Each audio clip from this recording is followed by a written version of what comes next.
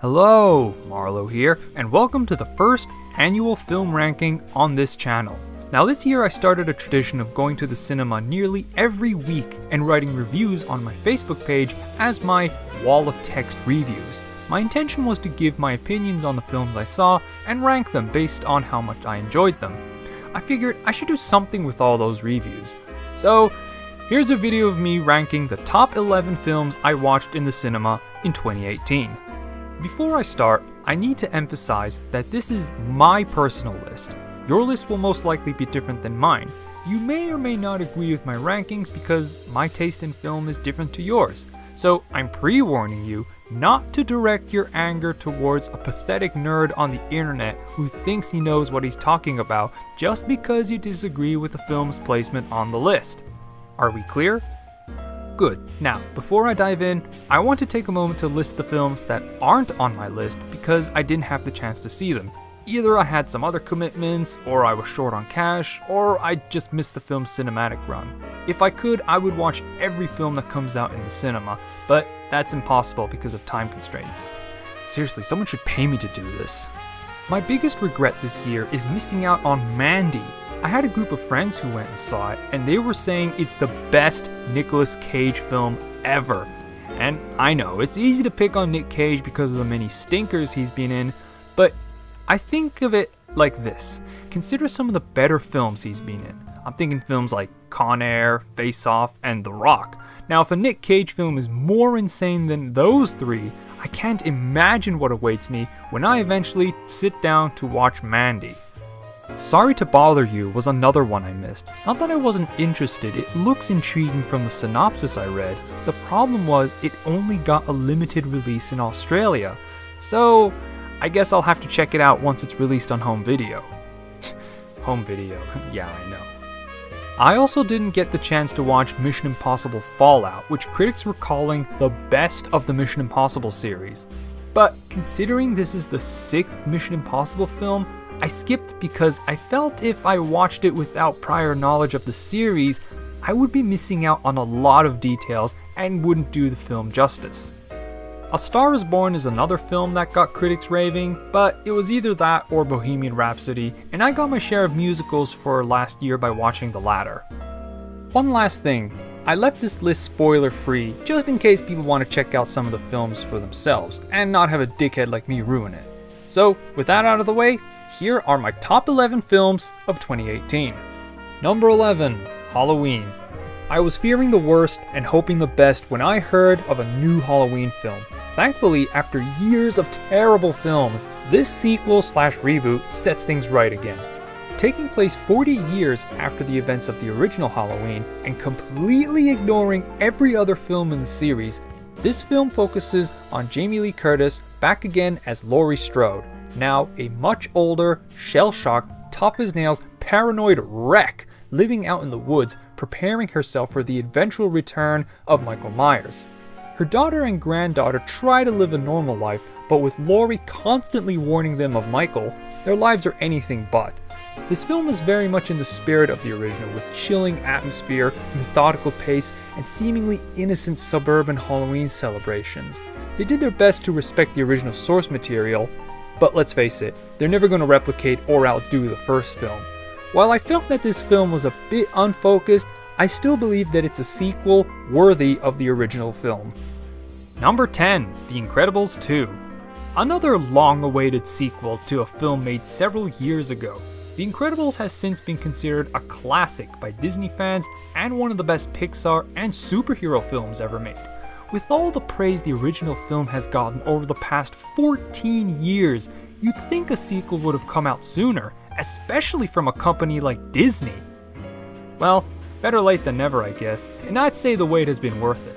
Granted, it didn't do much outside of just rehash a lot of the same ideas and plot structure of the first film, only this time it's Mrs. Incredible, Helen Parr taking the lead, and Mr. Incredible, Robert Parr, and the rest of the family taking a side role until the halfway point. But if it ain't broke, don't fix it, and there's plenty in this film that makes it stand out from the original.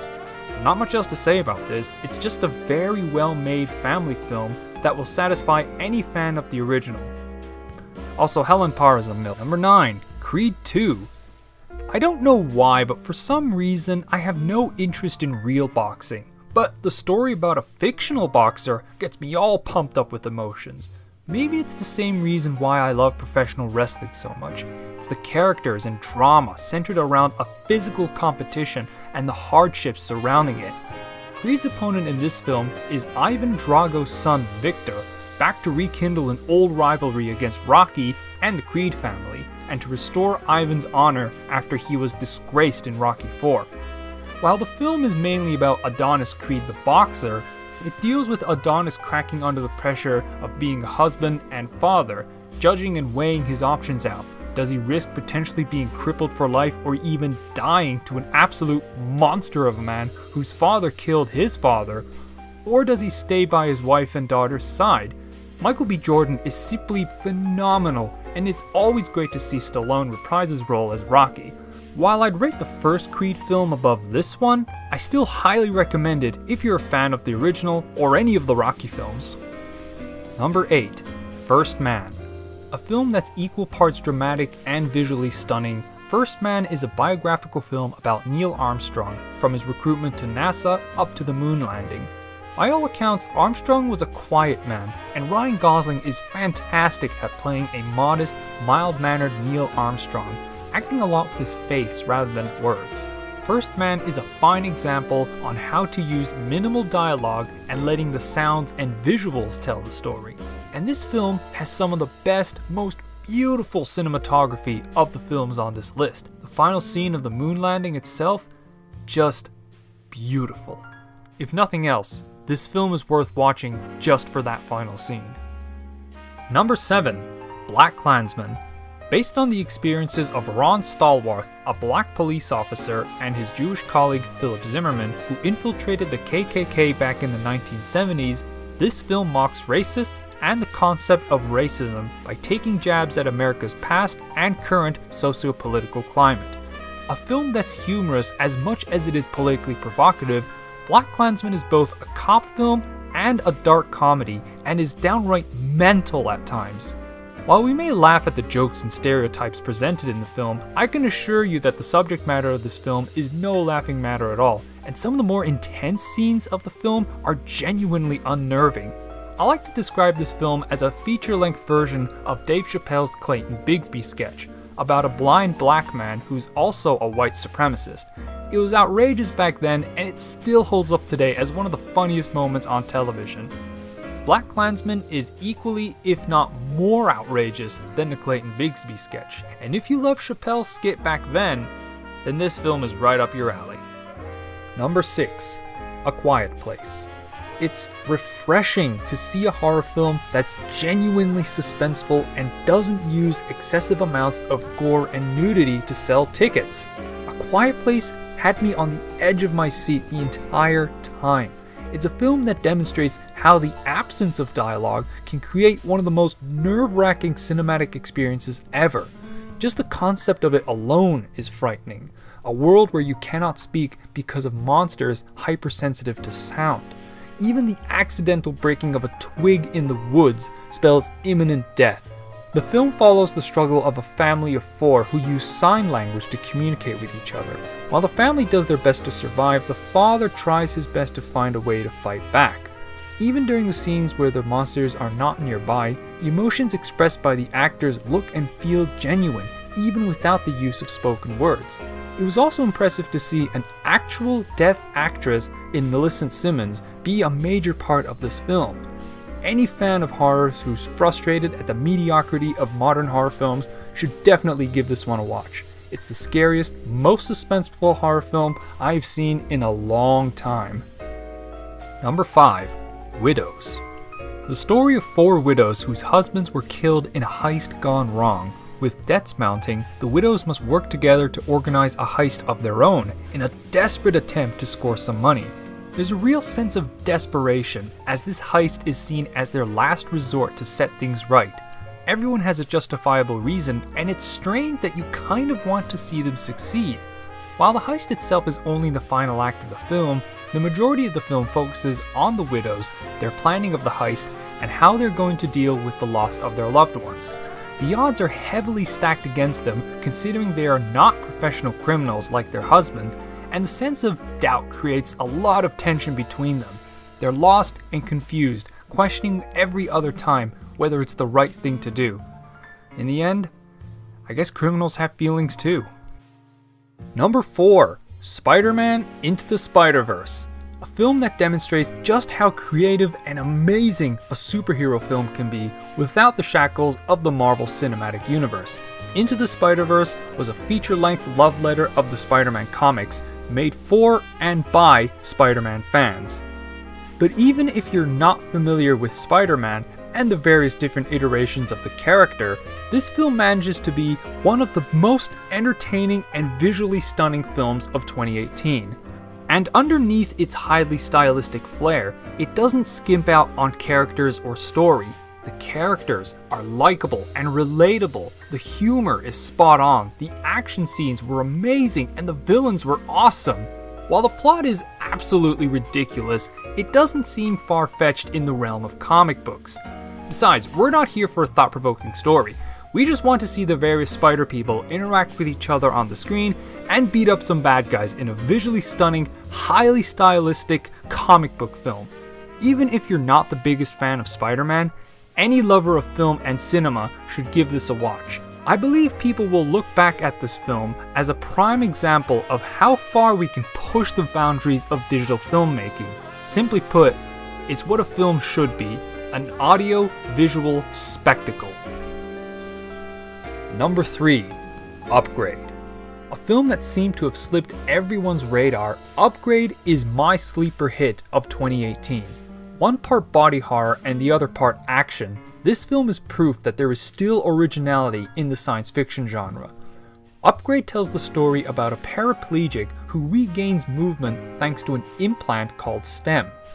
He then becomes a walking killing machine as he and STEM hunt for the men responsible for killing his wife and crippling him. The action scenes were awesome and unlike anything I've ever seen, with STEM allowing his host to systematically dismember anyone. It can get quite gruesome at times as well, and even our lead is disgusted at the sight of what he's capable of. Unlike some science fiction films that are heavily stylized, like Blade Runner, Upgrade's aesthetic is contemporary, or at least taking place in the near future, and this makes the film's scenario more realistic, as if this is the future that awaits us. And let me tell you, the future looks downright terrifying. Everyone should watch this film.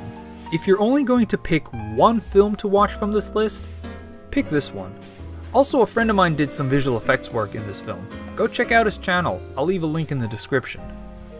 Number 2. Isle of Dogs. Isle of Dogs. I love dogs. I see what they did there. It's such a strange and unique film to be made in this day and age. I can't think of anything quite like it that was released recently. This type of film is right up my alley. Ridiculous premise, highly stylized visuals, and dark humor with the added bonus of deadpan delivery. But the thing that stood out to me the most was not its all-star cast, but the fact that this film was stop-motion animated. In an age where almost every animated film is CG, it's amazing to see a film that uses physical puppets which were painstakingly hand-animated frame by frame. You just don't see films like this anymore, and to see it on the big screen was such a treat. Every frame of this film was a work of art, and I absolutely loved the Japanese theming of it. It also plays into many of the jokes, as half the film's spoken dialogue is in Japanese. While most of it gets translated via subtitles or a simultaneous interpreter, it's all within the context of the film. For example, subtitles only appear when the characters appear on a television within the film itself. Although a lot of it goes untranslated, which is hilarious, especially for those who can speak the language, such as myself. But beyond its visuals and jokes, the story of this film is ludicrous. Get this. In the city of Megasaki, an epidemic of canine influenza causes the city's mayor to banish all dogs to Trash Island. 6 months later, the nephew of the mayor steals a plane and flies to Trash Island to find his beloved dog and bodyguard, Spots. There he runs into a pack of 6 dogs who help him traverse Dog Island and find Spots. Meanwhile, back home, a cure is found for the virus, but the mayor refuses to lift the ban, instead pushing for a law which will kill all dogs on Trash Island and replace them with robot dogs. Yeah, all that for a film about talking dogs. This film just has to be seen to be believed, and it's the strangest film I saw all year. Well, second strangest. The strangest film I saw last year goes to... Number 1, Best Friends. I know it's technically 2 films, but you just can't have one without the other. This 2-part film was written by, directed, and starring Greg Sestero and Tommy Wiseau. That's right, the duo best known for making and starring in The Room, one of the worst or greatest films of all time, reunite to give us this cinematic fever dream. While this film only had a very limited cinematic release in Australia, I was fortunate enough to attend both sessions with Greg Sestero giving a Q&A afterwards. He described the film as a passion project to make a film that specifically matches Tommy's personality and acting style. He also said that he wrote the script in 4 days after having an edible, which is hilarious to think, Greg Sestero getting high and just writing for 4 days straight. It seems pointless to talk about the plot of a film like this because fans of The Room such as myself are going to watch this regardless of what it's about. So screw it. All you need to know is that Tommy Wiseau and Greg Sestero are back together on the big screen. This film moves at a methodical pace, which makes it feel longer than it actually is. And yet, I was never bored for a second. Whether it's Tommy Wiseau giving his usual over-the-top performance, or Greg being charming as ever, this film proves that there's no such thing as a bad actor, only misused actors. Case in point, Tommy Wiseau fits the role of an eccentric mortician perfectly. During the Q&A, Greg explained that he always envisioned Tommy playing the role of a vampire or crypt keeper, and the mortician role was the closest thing he could come up with in real life. And wouldn't you know, Tommy was a natural at playing the part. Unlike when filming The Room, where he was constantly stumbling over his lines and checking the script, during the making of Best Friends, he rarely had to check the script or do as many retakes. It's such a strange thing to say without irony, but Tommy Wiseau was great in this film. When he's on screen, he demands everyone's attention. But take nothing away from Greg Sestero, he's a great actor, and I believe that had he been given his proper dues, he would be a household name by now. And all the actors cast in this film were great. Even the innkeeper at the beginning of Volume 2, who was only there for a few minutes, but especially Rick Edwards, who Greg said was so funny during the shooting, he had to force himself not to laugh while on camera. You can tell that everyone had a great time making this film. But maybe it wasn't so much the film itself that I loved, but rather the whole experience of watching it in the cinema with a group of enthusiastic fans and having the chance to meet and talk to Greg Sestero. It was just magical, and this experience cemented my love for the cinema as a venue and a medium. And those were my top films of 2018. Of course, I want more than just those 11 films, so check the description for a link to my full list published on my Facebook page.